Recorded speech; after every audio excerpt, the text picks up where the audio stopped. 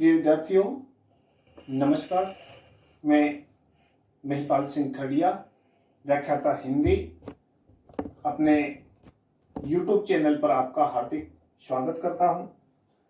आज हम व्याख्या कैसे करें, तो आपके सामने एक रहीम जी का दोहा जो कक्षा 12वीं की हिंदी साहित्य की पुस्तक में है, उसकी व्याख्या करके बताता हूं।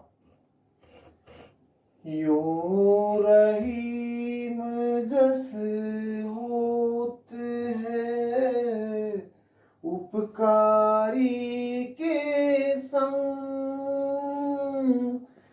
बाटन वारे के लगे जो मेहंदी को रंग, रहीम जो मेहंदी को रंग। सबसे पहले हम व्याख्या में नंबर 1 पर लिखते हैं संकेत, यानी व्याख्यात्मक जो छंद है उसका पहला शब्द और अंतिम शब्द। दूसरी जो बिंदु है प्रसंग, जो बड़ा ही महत्वपूर्ण है, कवि और काव्य का परिचय तथा व्याख्यात्मक छंद में जो मुख्य बातें कही है उसका सारांश रूप में सार यहां पर लिखना होता है। जैसे इसमें लिखा गया है, उपयुक्त पद्यावतरण भक्तिकालीन बहुमुखी प्रतिभा के धनी, भक्ति नीति और श्रृंगार के संगम, काव्यवर रहीम द्वारा विरचित दोहे शीर्षक से संकलित है, अवतरित है। जो प्रस्तुत पद्यांश में कवि ने सज्जनों के साथ से प्राप्त होने वाले लाभ का वर्णन किया है, जो निम्न है। तीसरा जो चरण है, बिंदु है व्याख्या।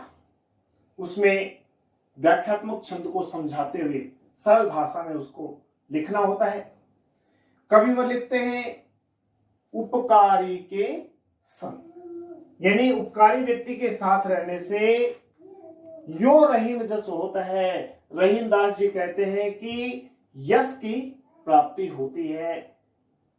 बाटन वारे के लगे जो मेहंदी को, जैसे पत्थर पर मेहंदी को पीसने से पीसने वाले के हाथों में रंग स्वतः ही लग जाता है, वैसे ही हम सत्संगति का लाभ उसमें रहने वाले व्यक्ति को प्राप्त होता है।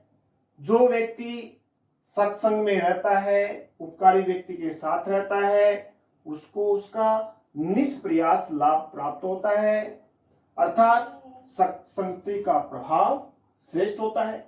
संस्कृत में भी कहा गया है कि सत्संगति किम न करोति पुंसा, यानी अच्छी संगति मनुष्य के लिए क्या नहीं करती है।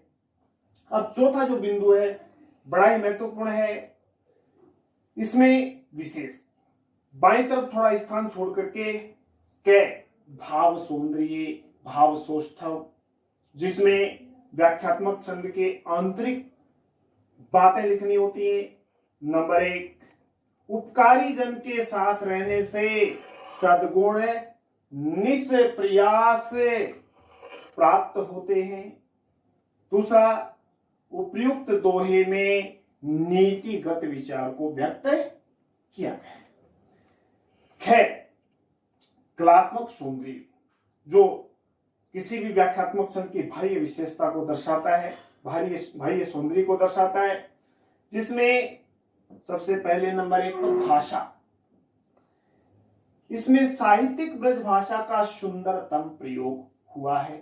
भाषा सरल है, सहज है, प्रवाहमय है, बोधगम्य है और प्रसादात्मक है।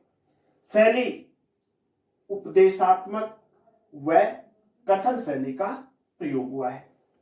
छंद दोहे छंद का प्रयोग, जिसमें 13 और 11 मात्राओं पर यति होती है, और अलंकार जो मेहंदी को रंग, इसमें उदाहरण अलंकार का प्रयोग किया गया है, क्योंकि एक बात कहकर दूसरी बात को कहना, जैसे जो जिमी का प्रयोग करना, उसमें उदाहरण अलंकार होता है।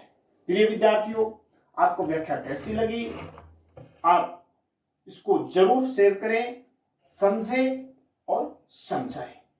धन्यवाद।